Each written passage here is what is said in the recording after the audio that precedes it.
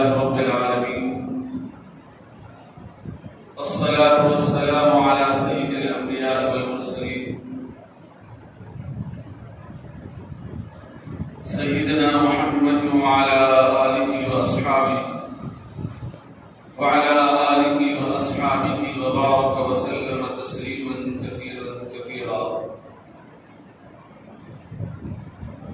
أما بعد، قال الله تبارك وتعالى في القرآن المجيد: أعوذ بالله من الشيطان الرجيم، بسم الله الرحمن الرحيم. كتب على نفسه الرحمة. وقال تعالى في مقام آخر: يا عبادي لا خوف عليكم اليوم ولا أنتم تحزنون.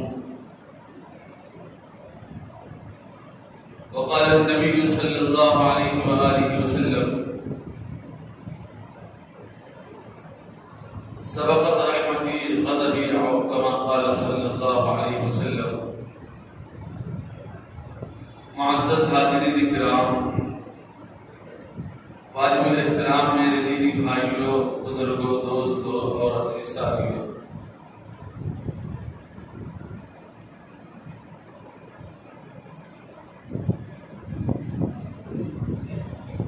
ایک چھوٹی سی حدیث ابھی پڑھی گئی ہے جو بخاری شریف کی حدیث ہے.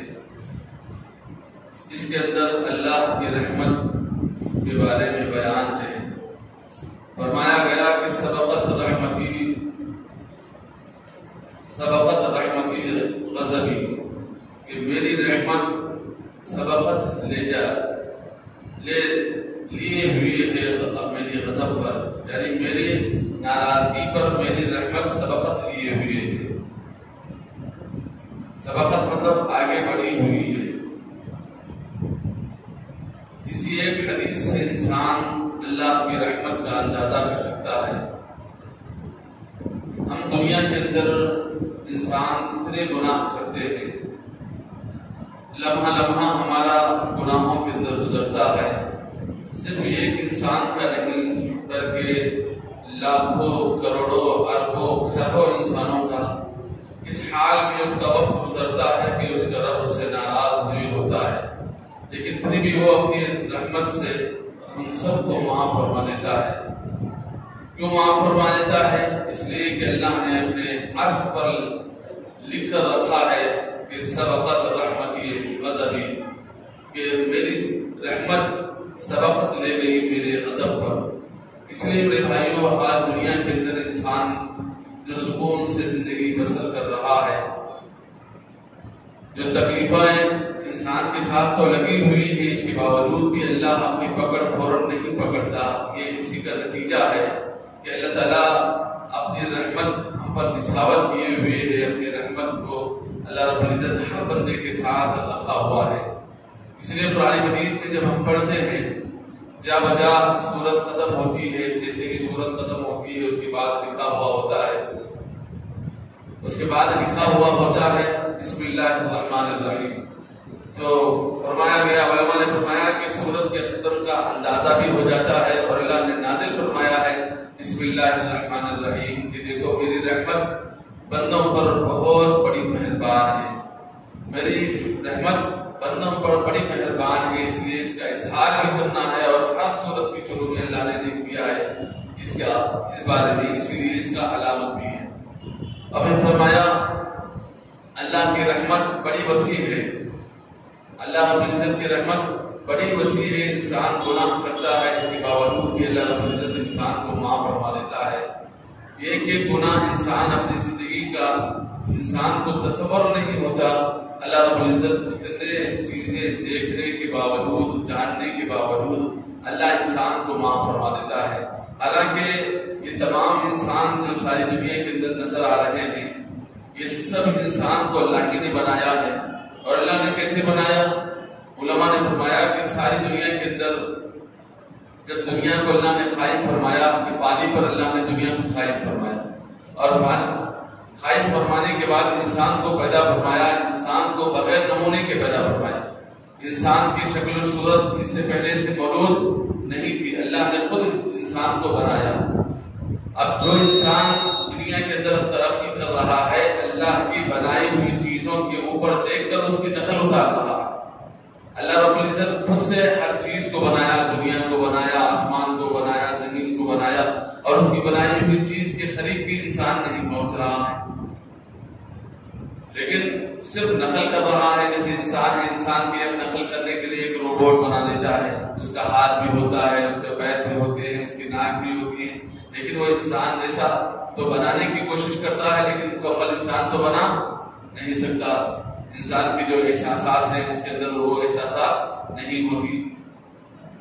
تو اللہ رب العزت نے یہ تمام چیزیں جو بنایا ہے بغیر نمونے کے, اللہ رب العزت نے ان تمام چیزوں کو اللہ نے بنایا ہے. اس کے اندر کوئی پہلے سے نمونہ اللہ رب العزت نے پیش نہیں فرمایا, اللہ نے خود بنایا ہے, لیکن انسان اس کو دیکھ کر بناتا ہے. جیسے انسان کوئی چیز کا نقشہ اتارتا ہے, گھر بنانا ہے تو اس کے لیے پہلے نقشہ اتارتا ہے. علماء نے یہاں ایک مثال دی ہے کہ کوئی انسان, کوئی انجینئر ایک گھر بنانا چاہتا ہے تو پہلے ایک پیپر پر یا پتھر پر یا بڑے بورڈ پر ایک نقشہ اتارتا ہے, اتار کر اس کے بعد اس کو فیل کرتا ہے, اس کے بعد پھر لوگوں کے سامنے پیش کرتا ہے. لیکن اللہ نے اس انسان کو بنانے سے پہلے صرف بنایا ہے تو اس انداز سے بنایا ہے کہ ایک حقیر نطفے سے بنایا ہے کہ کوئی انسان روز قیامت تک اس حقیر نطفے کے ذریعے سے کوئی نہیں پیدا کر سکے گا.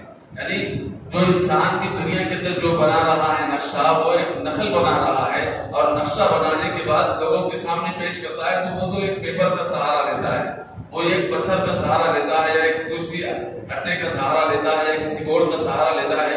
لیکن اللہ رب العزت نے جو انسان کو ایک نہیں لاکھوں انسانوں کو, کروڑوں انسانوں کو اللہ نے بنایا ہے, ایک حقیر نطفے سے بنایا ہے, اور بنا کر اس کے اندر ایسی ایسی صلاحیتیں اللہ نے رکھ دی ہیں جو انسان تصور بھی نہیں کر سکتا, اور انسان کو خود بھی پتا نہیں کہ میرے اندر کیا کیا صلاحیتیں ہیں. اللہ نے اتنی صلاحیتیں انسان کے اندر رکھ رکھی ہے, اور پھر نہ صرف رکھی ہیں بلکہ اللہ رب العزت نے ان سب کے شکلوں کو, صورتوں کو, ان کی صلاحیتوں کو علیحدہ علیحدہ پتا فرمایا.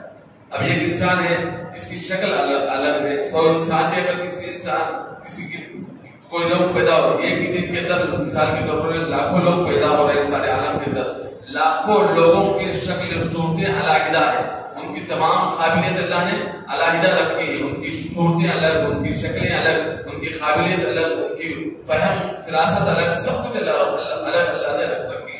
یہ اللہ رب العزت کی دین ہے. تو اس لیے میرے بھائیوں, انسان کو چاہیے کہ ہم اللہ رب العزت کے رحمت کو سمجھے. اللہ رب العزت ہمارا مالک ہے, خالق ہے, اسی نے ہم کو بنایا ہے, اور ہم اس کی نافرمانی سے بچے رہیں, ہم اس کی نافرمانی سے بچے رہیں, اس کی فرما برداری کرتے رہیں. آج نہیں تو کل اسی کے سامنے انسان کو جانا ہے, آج نہیں تو کل انسان کو اللہ ہی کے سامنے جانا ہے. دنیا کے اندر اس بات کا احساس انسان کو کم ہوتا ہے. جب انسان کی عمر بڑھتی جاتی ہے تو اس وقت انسان کا احساس بڑھتا جاتا ہے کہ دیکھو میری دنیا کے دن کم ہوتے چلے جا رہے ہیں, میرے آخرت کے دن قریب آتے جا رہے ہیں. اس کو انسان زیادہ ہوتا ہے. جو نوجوان انسان ہوتا ہے اس کو احساس بہت ہی کم ہوتا ہے, اس کو احساس ہی نہیں ہوتا. اللہ ماشاء اللہ کسی کو اللہ توفیق دے دے تو الگ بات ہوتی ہے. اس لیے میرے بھائیوں, ہم سب کو چاہیے کہ اس زندگی کے اندر, چاہے وہ انسان نوجوان ہو, چاہے در عمر کا ہو, کسی بھی عمر کے کسی بھی حصے میں ہو, لیکن وہ اللہ رب العزت کی طرف رجوع کرنے والے ہو. چاہے اللہ ہی کی رحمت ہے جو انسان یہاں بچا ہوا ہے, اور ہر قسم کے گناہ انسان کر رہا ہے. دیکھ اللہ رب العزت دیکھ رہے ہیں, جانتے ہیں, سب کچھ جانتے ہیں, اور یہ صرف جانتے ہی نہیں بلکہ اللہ کو مکمل اختیار بھی ہے. کوئی انسان گناہ کر رہا ہے, کوئی انسان گناہ کر رہا ہے, تو کیا اللہ رب العزت کو اختیار نہیں ہے کہ اس کو پکڑ لے, وہیں گناہ کرتے ہوئے وہیں پکڑ لے, یا پھر اس کو حال شل کر دے, یا اس کا وہ جسم کو ضائع کر دے, یا پھر اس کو وہی زمین میں دھسا دے, یا پھر اللہ رب العزت کی طرف سے کوئی عذاب نازل ہو جائے. یہ سب چیزوں کا اللہ کو اختیار ہے, لیکن پھر بھی اللہ رب العزت ان تمام چیزوں کو اختیار نہیں کرتا. اس کا وجہ یہی ہے کہ سبقت رحمتی علی غضبی, کہ میری سبقت, میری رحمت سبقت پا جاتی ہے میری غضب پر, میرے غضب پر, میرے غصے پر. اس لیے میرے بھائیوں, ہم سب کو بھی چاہیے اللہ رب العزت کی رحمت کا حق ادا کرنے والے بن جائے. بعض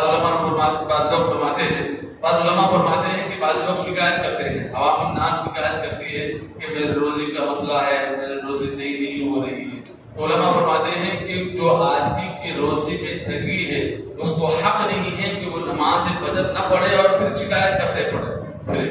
نماز فجر کے ساتھ روزی کا معاملہ بڑا خاص ہے. علماء نے فرمایا کہ اس لیے کہ حضرت نبی علیہ الصلوۃ والتسلیم حضرت فاطمہ الزہرا رضی اللہ عنہا کو فجر کی نماز سے پہلے اٹھایا کرتے تھے. نبی صاحب بیٹی اٹھ جا, اللہ کی رحمت تقسیم ہو رہی ہے تو اپنے دامن میں سمیٹ لے. اللہ کی رحمت تقسیم ہو رہی ہے تو اپنی دامن میں سمیٹ لے. اگر تو سوتی رہے گی تو کہاں سے اللہ کی رحمت تیرے پاس آئے گی. اس لیے میرے بھائیو, ہم اگر بے نیاز ہو جائیں گے تو پھر اللہ کی رحمت ہمارے پاس کہاں آئے گی. اس لیے ہر مسلمان کو چاہیے کہ یہ تو فرض ہے, ایسا نہیں ہے کہ پڑھے تو چلتا, نہیں پڑھے تو نہیں چلتا, ایسی بات نہیں. پڑھنا ہی پڑھنا ہے, بہر صورت انسان کو پڑھنا ہے. اللہ رب العزت انبیاء علیہ السلام اپنی بچیوں کو اٹھا رہے ہیں کہ فجر کی نماز پڑھنے کے لیے اور اللہ کی رحمت کو لینے کے لیے. لیکن آج ہم لوگوں کا یہ حال ہے کہ بچہ تھک کر آیا سونے دو, ہمارا یہ حال ہے. نعوذ باللہ من ذالک. اللہ رب العزت ہماری حفاظت فرمائے. اس لیے میرے بھائیوں, آج ہمارا یہ حال ہے کہ ہم لوگ راتوں کو جاگتے ہیں اور راتوں کو خواہ کے جاگ کر اللہ کی رحمت جب پڑ رہی ہوتی ہے. اس لیے حدیث میں فرمایا گیا کہ تم لوگ اللہ سے خوب مانگو. کون آدمی ایسا ہے جو اللہ کی مغفرت کو نہیں مانگتا؟ اللہ رب العزت فرشتوں کو ڈیوٹی پہ لگا دیا ہے. رات کے آخری پہر سے فرشتے اعلان کرتے ہیں کہ کون ہے جو مجھ سے مغفرت مانگنے والا, مجھ سے مغفرت طلب کرو, میں مغفرت کرنے والا ہوں. کون ہے جو رزق کو مانگنے والا ہے, مجھ سے رزق مانگو میں دینے والا ہوں. آج ہم لوگ کو احساس بھی نہیں اس بات کا, تصور نہیں کہ اللہ دینے والا ہے. ہم کو تصور بھی نہیں آتا, ہم سمجھتے ہیں کہ میری محنت سے رزق مل رہا ہے. نہیں میرے بھائیو, اللہ کی رحمت کے نتیجے میں ہم کو رزق مل رہا ہے. ہماری اپنی محنت سے انسان کو رزق نہیں ملتا. ہم نے بارہا اس بارے میں کہا ہے. اس لیے میرے بھائیو, ہم سب کو چاہیے کہ اللہ کی رحمت کو لینے والے بن جائیں.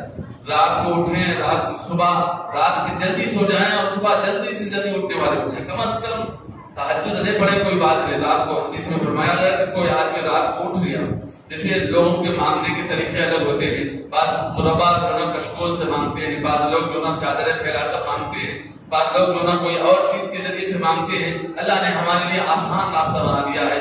ہم کو فلاں چیز کرنے کی نوبت نہیں آتی. ایک مستحب طریقہ بتایا ہے کہ اللہ سے مانگنا ہے تو ہاتھ اٹھا کر مانگو. اگر کوئی آدمی ہاتھ بھی نہیں اٹھاتا, یہ ہاتھ اٹھانا کیا ہے, مستحب طریقہ ہے, فرض نہیں ہے. اگر کوئی آدمی ہاتھ بھی نہیں اٹھا سکتا تو بس دل سے اللہ سے مانگنے. رات کو اٹھا, کوئی کسی آدمی کی نیند کھل گئی, رات کو اٹھے, پیشاب کا تقاضا تھا, رات کو اٹھ کے اللہ سے مانگے کہ اللہ میرے اندر یہ تکلیفیں ہیں, میرا کاروبار نہیں چل رہا ہے. وضو کے ساتھ مانگ لے, بغیر وضو کے مانگ لے, سوتے ویسے ہی مانگ لے تو اللہ تمہاری دعاؤں کو قبول فرمائے گا. لیکن ہمارے پاس توجہ ہی نہیں, رات کو اٹھنے کا تصور نہیں. جس وقت اللہ کی رحمت تقسیم ہو رہی ہے, فرشتے اعلان کر رہے ہیں, ہم اس وقت خراٹے مارتے ہوئے سو رہے ہوتے ہیں. اس لیے میرے بھائیوں, ہم سب کو چاہیے کہ رات کو جلدی سے جلدی سو جائیں اور اللہ کی رحمت کو خوب زیادہ سے زیادہ اپنے دامن میں بھرنے والے. ہم اللہ کی رحمت کے مستحق ہیں, ہر بندہ مستحق ہے. آج ہمارے زندگی کا پورا معاملہ الٹا ہو گیا. ہمارے سے اس معاملے میں ہم نے اپنے برادران وطن کو بہتر پایا. دوسرے معاملے کے مطابق وہ ایمان نہیں ہے, وہ علیحدہ معاملہ ہے, اس کا معاملہ علیحدہ ہے. لیکن اس ایک معاملے میں ہم نے اپنے مسلمان بھائیوں سے اپنے برادران وطن کو بہتر پایا اس معاملے میں. کیوں؟ اس لیے کہ وہ رات کو جلدی سوتے ہیں, صحت بھی باقی رہتی ہے, اور پھر صبح میں جب اٹھتے ہیں تو اللہ سے بھی مانگ لیتے ہیں اور محنت بھی زیادہ کا موقع ملتا ہے. صبح بہت سارا کام عورتیں کر لیتی ہیں. غیر مسلم کی عورتیں دیکھیں 6 بجے تک ناشتہ بھی تیار, دوپہر کا بھی تیار ہوتی ہے. مرد حضرات چلے جاتے ہیں نوکری کے ساتھ, جب نوکری میں حضرت کے ناشتہ کر کے حاضر ہوتے ہیں, دوپہر کے ٹفن لے کر حاضر ہوتے ہیں. تو اس لیے میرے بھائیوں, ہم سب کو بھی چاہیے کہ مسلمان مرد بھی اس بات کا پابند بنائے اپنے آپ کو کہ وہ رات کو جلدی سے سونے والے بن جائے, اور جب سو جائیں گے تو پھر اللہ کی رحمت کرے گی. صرف یہی نہیں ہے کہ ہم لوگ سمجھتے ہیں کہ ارے میری زندگی میں تکلیف ہی نہیں, مجھے مانگ کے کیا کرنا ہے. بہت سارے لوگوں کا خیال یہی ہوتا ہے کہ ہماری اپنی زندگی میں مجھے تکلیف ہی نہیں تو مجھے اللہ سے مانگ کر کیا کرنا. میرے بھائیوں, تکلیف کیا, دنیا ہی سب کچھ مقصود نہیں ہے, اس کے علاوہ کی جو زندگی ہے وہ بھی تو بہت بڑی زندگی ہے. اللہ سے مانگنا ہے کہ اللہ تم اپنی محبتوں سے ہم کو نواز دے, اپنی رحمتوں سے ہم کو نواز دے, تو اپنی جنت کا حصہ ہم کو ہمارے حصے میں لگا دے, تو اپنی جنت ہمارے حصے میں ہم کو مستحق بنا دے تیری جنت کا. اسے اللہ سے مانگنا چاہیے. اس لیے کہ اس کے بعد کی بڑی زندگی ہوتی ہے جو اسی زندگی کے اندر انسان کو سب کچھ کر لینا ہوتا ہے. اس لیے میرے بھائیوں, ہم کو رات کے اوقات کو غنیمت جانے اور رات کو اٹھ کر اللہ سے مانگنے والے بن جائیں. رات کو اٹھ کر اللہ سے مانگنے والے بن جائیں. جب انسان اللہ سے مانگتا رہتا ہے تو پھر اللہ رب العزت ہم سے خوش ہوتا ہے اور ہمارے حالات کو درست فرماتا ہے. ہم مانگے مانگے گی نہیں. اس وقت جب اللہ دینے والا ہوتا ہے, اعلان کروانا والا ہوتا ہے, فرشتوں کے ذریعے سے اعلان کروا رہا ہوتا ہے, لیکن پھر اس وقت ہم سو رہے ہوتے ہیں, تو یہ ہمارے لیے مناسب بات نہیں ہے.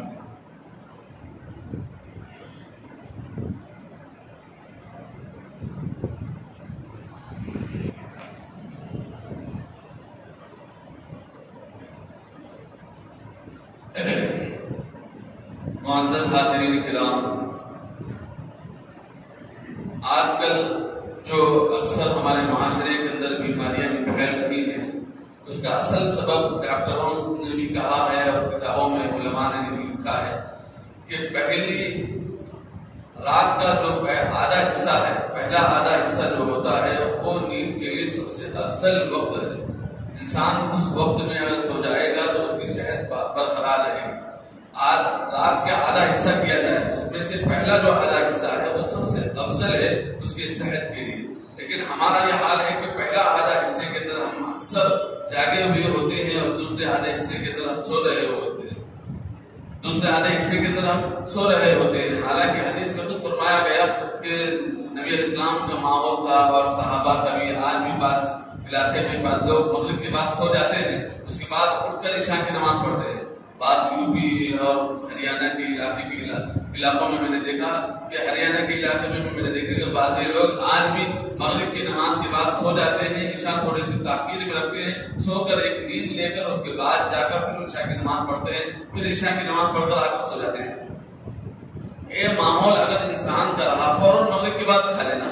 جب انسان مغرب کے بعد کھا لے گا تو اس کی صحت بھی درست رہے گی, اس کی دنیا بھی بہتر بنے گی, اور پھر جب آخری پہر میں اس کے لیے اٹھنا آسان ہو جائے گا, اللہ سے مانگنا آسان ہو جائے گا, اللہ ہم سے راضی بھی ہو جائے گا, ہماری دنیا اور آخرت کے مسائل بھی حل ہو جائیں گے. ہمارے جو مسائل ہیں, دنیا کے مسائل بھی جو انسان کے ہیں, جو بہت سارے لوگ شکایت کرتے ہیں کہ حضرت ہمارے مسائل ختم نہیں ہو رہی. کیا بات ہے, ہمارا تعلق اللہ سے مضبوط نہیں ہو رہا. ہمارا تعلق اللہ سے مضبوط کرے تو اللہ ہمارے مسائل کو خود بخود حل کرتے ہوئے چلا جائے گا. لیکن ہم چونکہ اللہ کے قریب جانا نہیں چاہتے, اللہ سے ہم اپنے مسائل حل کروانا نہیں چاہتے, سب کچھ مسائل ہم اپنے آپ سے حل کر لیں تو یہ ممکن نہیں ہے. میرا اور آپ کا اور ساری دنیا کا خالق اللہ ہے. اللہ نے ہم سب کو بنایا ہے, تو وہی اللہ ہم کو جو فرما رہا ہے اس انداز سے ہم زندگی بسر کریں تو ہمارے مسائل حل ہو جائیں گے. ہم اپنے انداز سے مسئلے حل کرنا چاہیں تو نہیں کر سکیں گے. ہم اپنے انداز سے مسئلے حل کروانا چاہیں تو نہیں کر سکیں گے. ہم نے یوں ہی راتوں کے اوقات کو برباد کر لیے, صحت بھی خراب ہو گئی. دیکھتے دیکھتے انسان کے اندر فلاں بیماریاں ہیں, دیکھتے ہی دیکھتے فلاں بیماریاں ہیں. کیوں آ رہی ہے؟ اس لیے کہ ہم نے وقت کو ضائع کر دیا. جس وقت ہم نے آرام کا وقت تھا, اللہ نے ہمارے لیے رات کو کیا بنایا ہے؟ آرام کی جگہ. قرآن مجید میں اللہ نے فرمایا کہ رات کو ہم نے آرام کا بنایا ہے. لیکن ہم اس وقت کیا کر رہے ہیں؟ اس وقت ہم منطقہ مار رہے ہوتے ہیں, باتیں کر رہے ہوتے ہیں, لوگوں کے ساتھ ٹائم پاس کر رہے ہوتے ہیں. تو ایسے وقت میں جب ہم صحت خراب ہو جائے گی تو ظاہر بات ہے کہ بیماریوں میں لگ جائے گا. جب پھر کسی دواخانے کے ساتھ اٹیچ ہو جائیں گے, کسی ڈاکٹر کے ہم حوالے ہو جائیں گے, تو پھر ڈاکٹر تو ہر طرح سے ہم کو پھراتے رہے گا, اتنا اور کمزور کرتا چلا جائے گا. بھائی اللہ سے دعا کیجیے کہ مسلمان کو یا ہم سب انسانوں کو اللہ کسی ڈاکٹر کے حوالہ نہ کرے. اس لیے کہ وہ تو ان کا کام ہی ہے آزماتے رہنا. یہ گولی آزمائے, وہ گولی آزمائے, وہ فلاں ٹیبلٹ آزمائے, فلاں انجیکشن آزمائے, بس وہ آزماتے چلا جاتا ہے. ہم صرف آزمانے کے اندر ہماری زندگی بسر ہو جاتی ہے, ہماری زندگی ختم ہو جاتی ہے. وہ آزماتے رہتا ہے, وہ مکمل دوا نہیں ہوتی. ڈاکٹروں کی جو دوائیں ہوتی ہیں وہ مکمل دوا نہیں ہوتی, وہ آزماتے رہتے ہیں. اور ہم آسمانوں کے اندر چلے گئے تو ہماری زندگی ختم ہو جائے گی. اس لیے میرے بھائیوں, ہم اپنی صحت کا خیال رکھیں. مسلمان بالخصوص آج کے نوجوانوں کو یہ حکم اللہ رب العزت کی طرف سے بھی ہے, اور نبی علیہ السلام حضرت عائشہ صدیقہ رضی اللہ عنہا باضابطہ فرمایا کرتی تھی, خادم کو بھیج کر فرمایا کرتی تھی کہ حضرت عائشہ صدیقہ رضی اللہ عنہا کہ دیکھو کون لوگ جا رہے ہیں, کیوں تم لوگ کرامن کاتبین کو پریشان کر رہے ہو. جلدی سو جاؤ تو کرامن کاتبین بھی خاموش رہ جائیں گے. تمہارے باتیں کرنے کی وجہ سے کرامن کاتبین کو تکلیف ہو رہی ہے, وہ تمہارے نام اعمال لکھتے ہوئے چلے جا رہے ہیں. یہ فرمایا کرتی تھی حضرت عائشہ صدیقہ رضی اللہ عنہا. اس لیے میرے بھائیوں, ہم سب کو بھی چاہیے کہ ہم رات کے اوقات کو غنیمت سمجھے اور آرام کے اندر لگائے، اور صحت کا بھی خیال رکھے. جب صحت اچھی رہے گی تو انسان کما بھی سکے گا، جب صحت اچھی رہے گی تو زندگی بہترین زندگی بسر کر سکے گا. صحت کے پیچھے انسان وقت گزارتا رہے گا، مال کو صرف ڈالتا رہے گا اور مال وہی خرچ ہوتا رہے گا تو انسان کی زندگی میں برکتیں ختم ہو جائیں گی، بحرانیاں شروع ہو جائیں گی اور حالات بدتر سے بدتر ہوتے چلے جائیں گے. اس لیے میرے بھائیوں، ہم لوگ شروع میں نہیں سمجھتے، نوجوان ہے وہ سب چیزوں کا احساس نہیں ہوتا. ارے میں اپنی چاہے جس انداز سے گزرنا، میں 15 سال سے جاگ رہا ہوں، میں 20 سال سے جاگ رہا ہوں، مجھے شوگر نہیں ہے، فلاں نہیں کیوں کہتا ہے؟ اللہ نے کچھ ڈھیل دے دیا، اس کی بات بھی جب پکڑے اللہ جب پکڑ لے گا تو پھر انسان کا حالت نیچے سے اوپر ہو جائے گی، ہم برداشت نہیں کر سکیں گے. اس لیے میرے بھائیوں، ہم سب کو چاہیے کہ صحت کا خیال کرنے والا ہو جائے. صحت بھی ایک بہت بڑی چیز ہے، اللہ نے ہمارے پاس بطور امانت کے رکھی ہے، تو ہم کو چاہیے کہ اس امانت کو صحیح طور سے استعمال کریں، غلط طور سے استعمال نہ کریں. ہم غلط استعمال کریں تو کل اللہ کے سامنے جواب دہ ہوں گے. میرے بھائی، صحت ہم جس انداز سے چاہے استعمال کرنا چاہیں گے تو کل اللہ کے سامنے ہم جواب دہ ہوں گے. ہم جواب دہ ہوں گے. جسے مال کا غلط استعمال کرنے پر بھی اللہ کے سامنے جواب دینا پڑے گا، ایسے ہی صحت کے غلط استعمال پر بھی اللہ کے سامنے جواب دہ ہوں گے. اس لیے میرے بھائیوں، ہم سب کو بھی اس کا حفاظت کرنا چاہیے. اللہ کی رحمت بڑی وسیع ہے میرے بھائیوں. ایک مرتبہ بنی اسرائیل کا واقعہ ہے، حضرت موسیٰ نبی علیہ الصلوۃ والتسلیم کی دور میں ایک خاتون تھی، جنگل کے راستے سے گزر رہی تھی. اس کے ہاتھ میں چھوٹا سا بچہ تھا، اس عورت کے ہاتھ میں چھوٹا سا بچہ تھا. بھیڑیا ادھر سے گزرا، دیکھا کہ اکیلی خاتون ہے. بھیڑیا فوراً آ کر اس عورت کے ہاتھ پر پنجہ مارتا ہے. جیسے ہاتھ پر پنجہ مار دیا تو فوراً اس کے ہاتھ سے وہ بچہ چھوٹ کر نیچے گر گیا. جیسے ہی بچہ نیچے گر گیا تو بھیڑیا لے کر بچے کو بھاگنے لگا. اس کے دل سے نکلی کہ یا اللہ، میرا اکلوتا وارث ہی ہے اور میرے پاس کوئی سرمایہ نہیں ہے، اللہ تو میرے بچے کی حفاظت کرو. بھیڑیا لے کر بھاگ رہا ہے، میں اس کے پیچھے کہاں تک پاس سکوں گی، میں اکیلی عورت ہوں. اللہ نے اس کی دعا کو قبول فرما لی. فوراً ایک آدمی کی شکل میں فرشتہ ایک درخت کے پیچھے ٹھہر گیا. جیسے ہی وہ بھیڑیا ادھر سے گزرنے لگا تو وہ فرشتہ نما آدمی سامنے آ گیا. جیسے ہی آ گیا تو وہ بھیڑیا دیکھ کر اس بچے کو فوراً چھوڑ دیا، چھوڑ کر بھاگ گیا. اس کے بعد پھر وہ عورت بھاگتے ہوئے آئی، دیکھا بچہ گرا ہوا تھا، اس کو لے کر پھر وہ اپنے ہاتھ میں لی. اس کے بعد فرمانے لگی کہ تم کون ہے، میری مدد کے لیے تم بھاگ کر آ گئے. انہوں نے فرمایا کہ میں اللہ کا فرشتہ ہوں، اللہ نے مجھے تمہارے پاس تمہاری مدد کے لیے بھیجا ہے. انہوں نے فرمایا کہ میں تو کوئی زندگی کے اندر کوئی بھلا کام نہیں کرے، اللہ نے مجھے فرشتے کے ذریعے سے میری اور میرے بچے کی حفاظت فرمانے لگے. ہاں، ایک مرتبہ تو کھا رہی تھی اور کھاتے ہوئے ایک فقیر غریب آیا تھا اور آ کر مانگ رہا تھا کہ اللہ کے نام سے کچھ روٹی دے دے، تو کھاتے ہوئے دیوالے کو روک کر وہ روٹی اس کے حوالے کر دی تھی. اللہ کو یہ ادا تمہاری اتنی پسند آئی کہ آج تمہاری مدد کے لیے اللہ نے فرشتے کو بھیجا ہے. اس لیے میرے بھائیوں، ہم جب کبھی ہم دیکھیں یا ہمارے سامنے کوئی معاملہ آئے تو ہم اس کی مدد کر دیں. جتنا ہو سکتا ہے، اتنی بڑے مقدار نہیں، جتنا ہو سکتا ہے اپنی حیثیت کے حساب سے ہم سامنے والے کی ضرور مدد کر دیں، تاکہ اللہ رب العزت کے سامنے کل ہم جواب دہ نہ ہو سکے، کل ہم اللہ کے سامنے جواب دہ نہ ہو سکے. اور پھر ہم مدد کریں گے تو پھر یہ الگ بات ہے کہ تم خود مجبور ہے تو کوئی بات نہیں. اگر کوئی آدمی مجبور ہے، نہیں دے سکتا، لاچار ہے، مجبور ہے، تو اس کے اوپر کوئی ذمہ داری عائد نہیں ہوتی. کوئی آدمی مجبور نہیں ہے تو حالات کے حساب سے انسان مدد کرنے والے بن جائے. جب ہم کسی کی مدد کریں گے تو اللہ ہماری مدد کرنے والوں کو پیدا فرمائے گا. آج ہم کسی کی مدد نہیں کریں گے، اچھی حالت ہے، اچھی خاصی حالتیں ہیں، لیکن اس کے باوجود بھی ہم کسی غریب کی طرف دیکھنا بھی پسند نہیں کریں گے تو اللہ ہماری مدد نہیں فرمائے گا. اس لیے میرے بھائیوں، ہم اچھی حالت کے اوپر لوگوں کی مدد کرنے والے بن جائیں تو اللہ ہماری مدد کے لیے دوسروں کو کھڑا کر دے گا.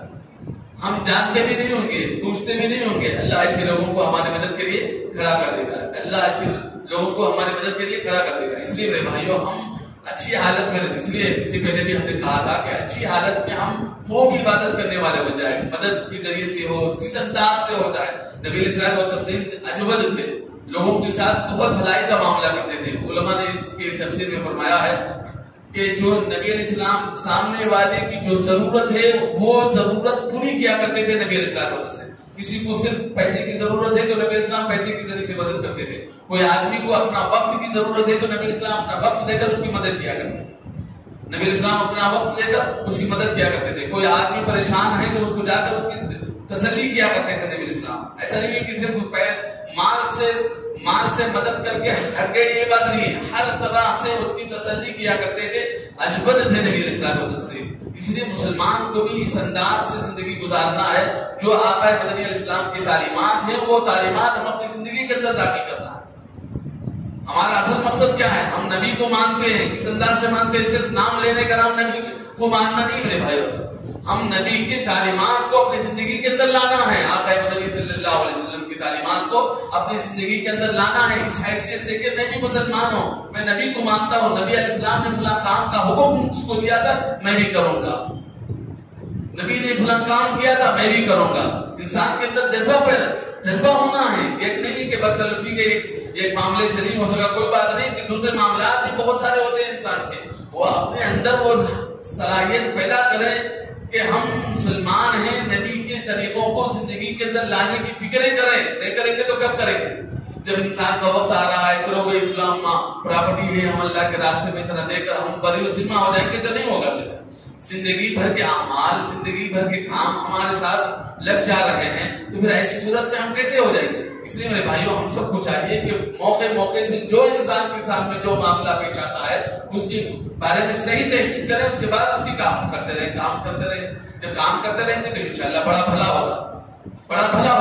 ہم نہیں کریں گے تو پھر کون کرے گا؟ ہمارے بعد کوئی وارث پیدا ہوگا جو ہمارے لیے مدد کرے گا؟ ہرگز نہیں ہوگا.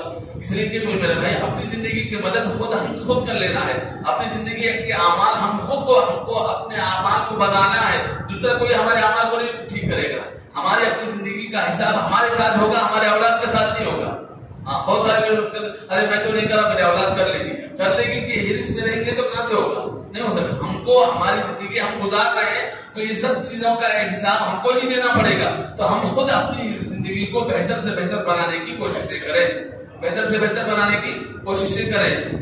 اس لیے میرے بھائیوں ہم سب کو چاہیے کہ ہم اللہ کی رحمت کو لینے والے بن جائیں. اللہ رب العزت کی رحمت کو ہم سوچیں کہ اللہ نے ہمارے ساتھ کتنا مہربانی کا معاملہ کیا ہے، کتنے ہم گناہ کرتے رہتے ہیں، اللہ پھر بھی معاف فرما رہا ہے. زندگی میں ایک مرتبہ اللہ نے ہم نے اتنے گناہ کر رہے ہیں، کبھی اللہ نے ہم کو فور ہم کو نہیں پکڑا.